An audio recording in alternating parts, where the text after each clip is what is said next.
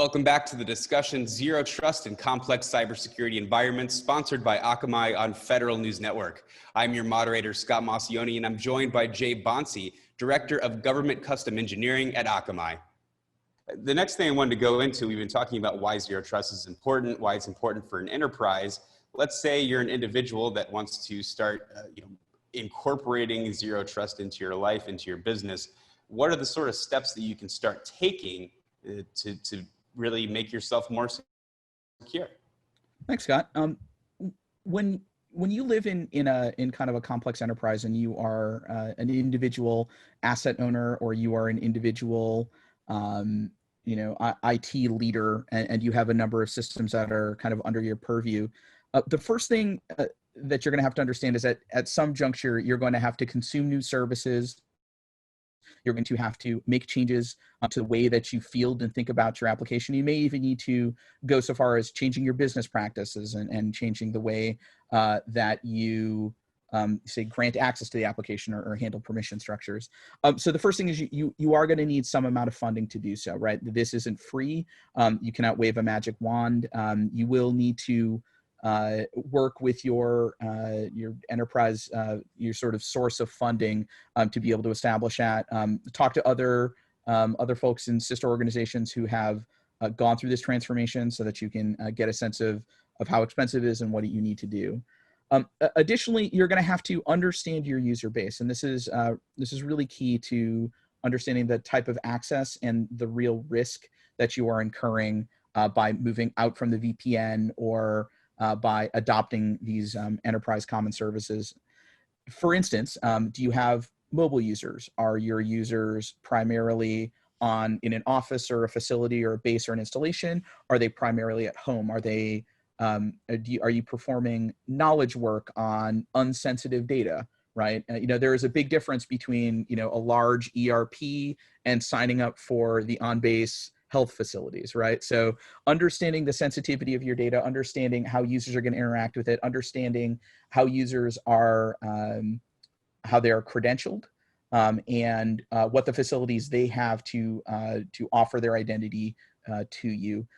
Once you have that, once you have that, you'll be able to start to make some salient decisions and to build kind of those user vignettes that you're going to have to secure and what you're going to offer to them as a part of the service. The DoD and other federal agencies publish actually pretty solid guidance around how to think about your data, the sensitivity, whether or not there are additional legal concerns like PII or PHI in making those security decisions. But you can, even if your organization is in a nascent place and those common services are not in place, this is homework that needs to get done on a per application level. And having this ready to go and having thoughts about how you want to enable that access for your user and the risks that you're willing to take is going to help you to adopt whatever Zero Trust program comes down to you from your enterprise IT shop. Okay, so this is an individual side of things, and it's much easier to do something like that in a private realm. There's a lot less of a acquisition sort of and policy sort of way of doing things. What if you're in government? How can you really, or a much bigger sort of entity, how can you also start your Zero Trust journey and maybe take this time to really push that big ship and turn it to a different area of the ocean? We have this saying in my shop that there are no technical problems, there are only people problems. And here, this is a thing that you need to consider as a large organizational shift. And General Radke touched on a lot of the specific organizational realignment pieces inside of the Air Force that his team is already undertaking. And every large IT shop is going to have to map their own way through this journey. You're going to have to bring in your acquisition professionals, your HR professionals, your policy stakeholders, your operators, right? Your former boundary operators, your current asset operators, and any sort of, you're going to need contract support, and getting those folks together and then talking about security as a shared responsibility, much as how the push to modern cloud facilities involves a shared responsibilities model. Zero Trust is a shared responsibilities model for security, right? There will be enterprise providers that give you a certain amount of functionality. Also, you have facilities that are provided to you by your credentialing agencies. In the DoD, you have a very good credentialing program in the Common Access Card, right? And that works very well. Everybody has one, contractors, military personnel. But then when you have to step outside of that, we know that that doesn't work well on mobile phones. And so you need to think about the ways in which that you want to enable your organization to do work, what the actual, the technical risk factors enabling something like BYOD are. And so these decisions are complicated. They are not typically in the realm that you would enable individual asset owners to make. And so to set good policy and good guidance, just to help them navigate this much more complicated space is key.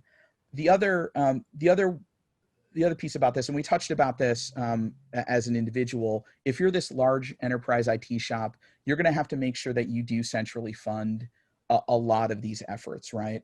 Many assets that are in sustainment, they don't have the right color of money to make these changes in a federal sense.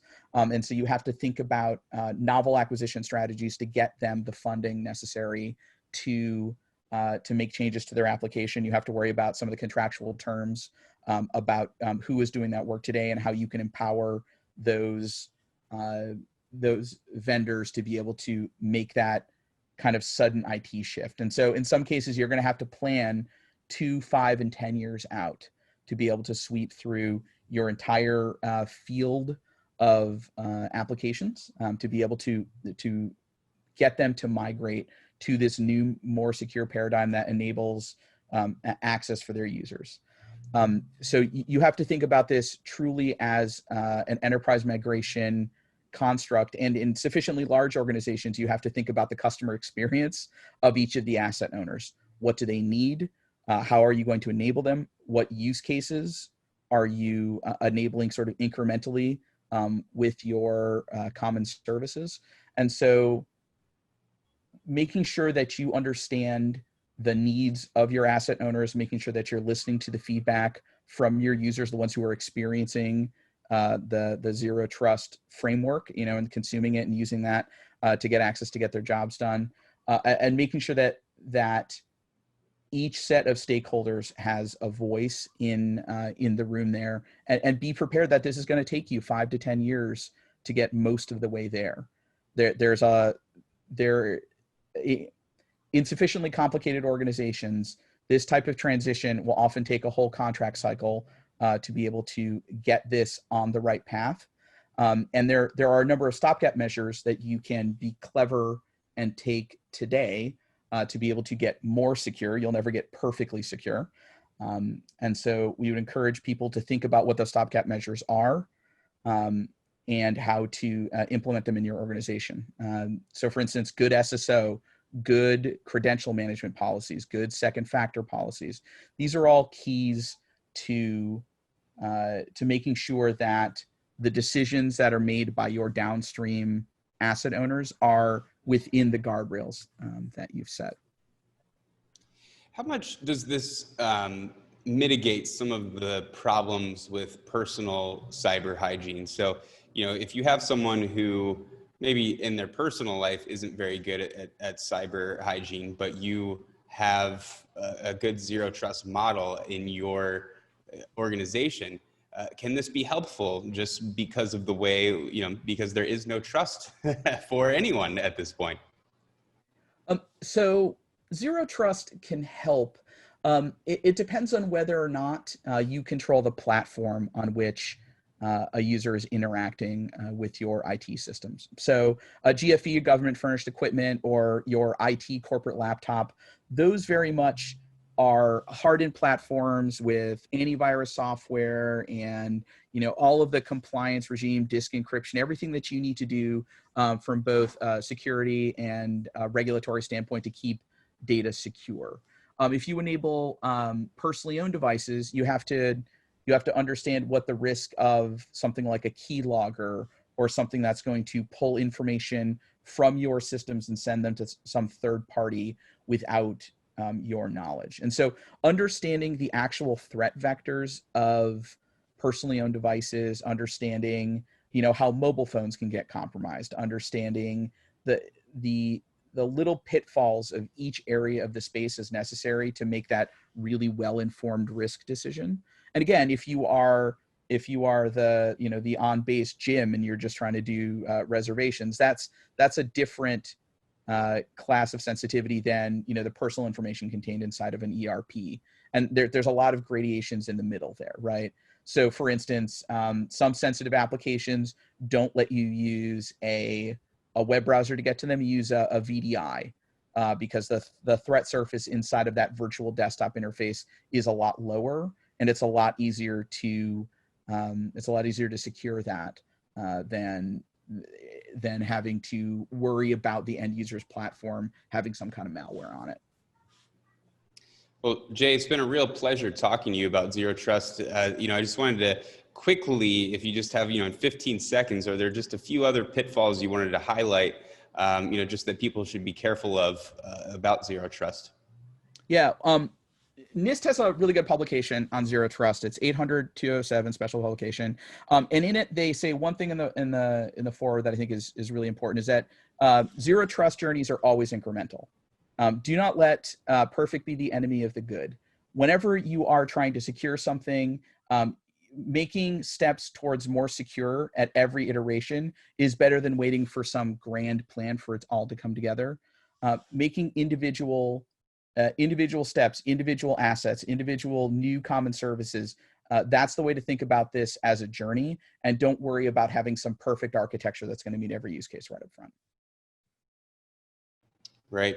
Well, Jay, I'd like to thank you, and also like to thank our guest, Brigadier General Chad Radegui, the Director of Cyberspace and Information Dominance and Chief Information Officer at the headquarters of Air Combat Command for the United States Air Force. And then obviously Jay Bonsi, the Director of Government Custom Engineering at Akamai.